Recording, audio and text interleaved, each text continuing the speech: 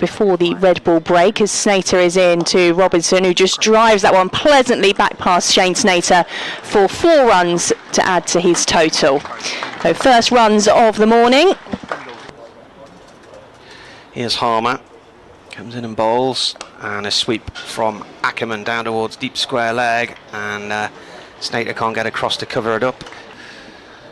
Balls again, and that's driven nicely there. It's over pitched and driven wide of mid-off by Ackerman for 4. Time to take 20 wickets. Snater in to Robinson, who has whipped that one away for 4 runs. From the Graham Gooch end, that's a half tracker, and that's gone out the ground for 6. That's into the flats. Thump. It's gone on somebody's balcony, I think. It is. Critchley in again, and a sweep slog from Robinson, timed very nicely there, and he's placed that underneath the covers, parked in front of the scoreboard. Harmer bowls again, and that's into Brown's hands and a catch, and that is the end of Ackerman for 73. Diving catch low to his left there. Harmer bowls, delayed it, edges, and is gone. Second ball caught at short leg by Nick Brown, and there's another bowling point for Essex. Durham have lost 2 in 3 balls. Critchley in and Fuller this time, and slog swept a long way for 6. That's gone on the roof of the stand and out the ground again, hasn't it, towards the apartments, and another ball's going to be needed now. Coming back over the wicket to the left-hander Rain, who manages to inside edge that between his legs and down to the boundary for 4. As he's in over the wicket to Ollie Robinson, who slog sweeps this, and it seems like it's just got enough. Playing. As Critchley's in again, and a full toss this time, which is swatted away, and just the 1 bounce 4 there. You wonder how much rests on Robinson. As that is driven into the offside beautifully through extra cover, and there is not a fielder in sight as that sails away for 4. I think the game is really in Durham's hands at the moment, as Critchley is in, and Ollie Robinson on the back foot has managed to edge that to the keeper for 198 runs. The way of Durham, and sometimes that happens, doesn't it, when you're in the ascendancy, you've got the momentum. Is this time pitched shorter and hit straight up in the air.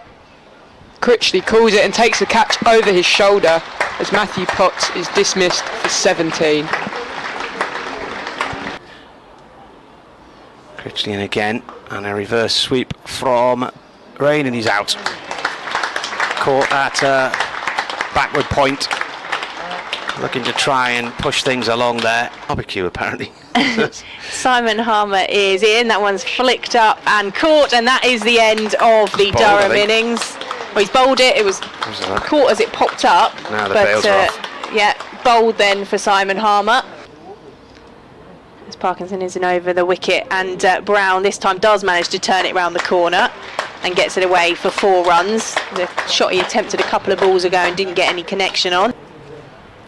Rain in again, and this one is flicked off Brown's legs through the leg side for 4, and that was a lovely shot. That boundary's pretty short, and I think he just strayed a little bit too straight there.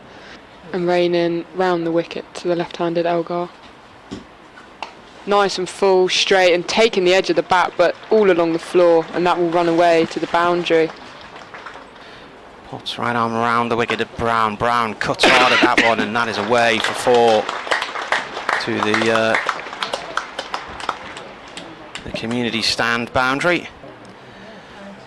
Potts bowls, Brown plays, and he's out as he's caught behind, so he was dropped a couple of overs ago off Ben Rain's bowling when he was on 10. He is out for 18. Potts gets the first wicket, coming round the wicket, down the hill.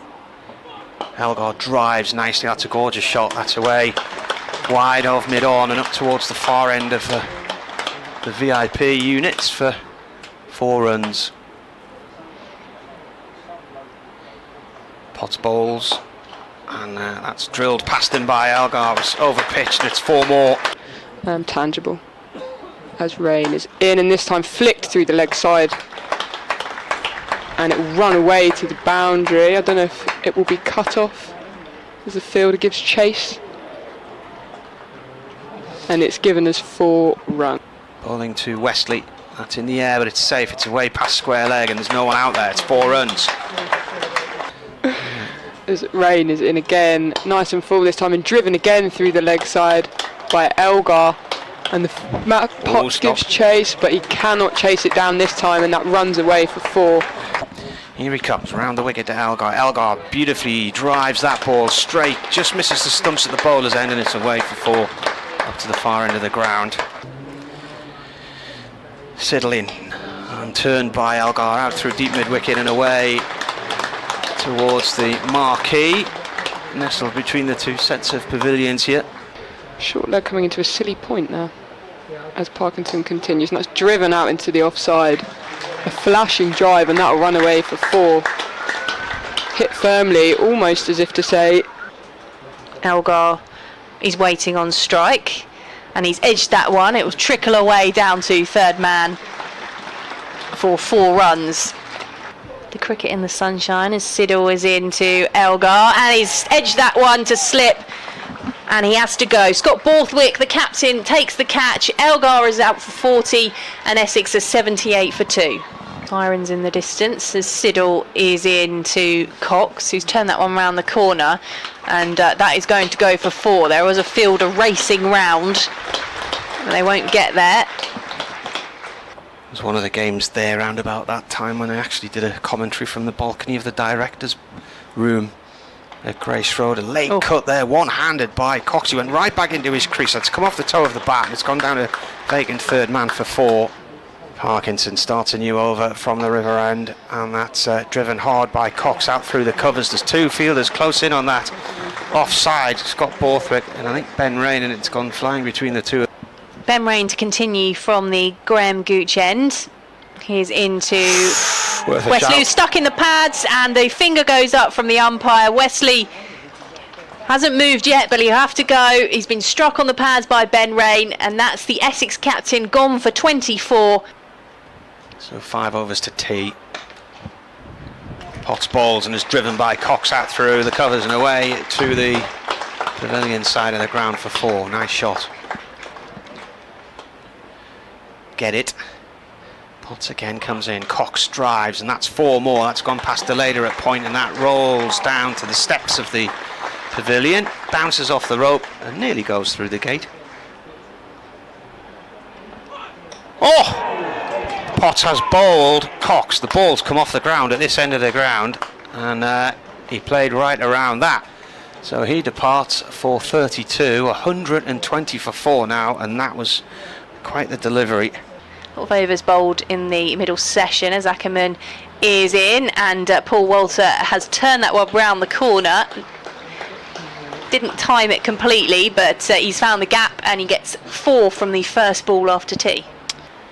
Either 3:30, depending on who wins what, as Walter gets bat on ball this time, and cleanly so for 4 runs. Just whip that one. And that's a short ball, and off the edge, just evading sort of a third slip, and it will run away for 4. Ackerman over the wicket to Critchley, who's whipped that one away, and that might well bounce all the way for 6. It does. It just misses out on hitting into the Tom Pearce uppers in the middle of May, Richard, as Ackerman is in. So Walter, full toss, and that one's been put away by Walter for 4 runs.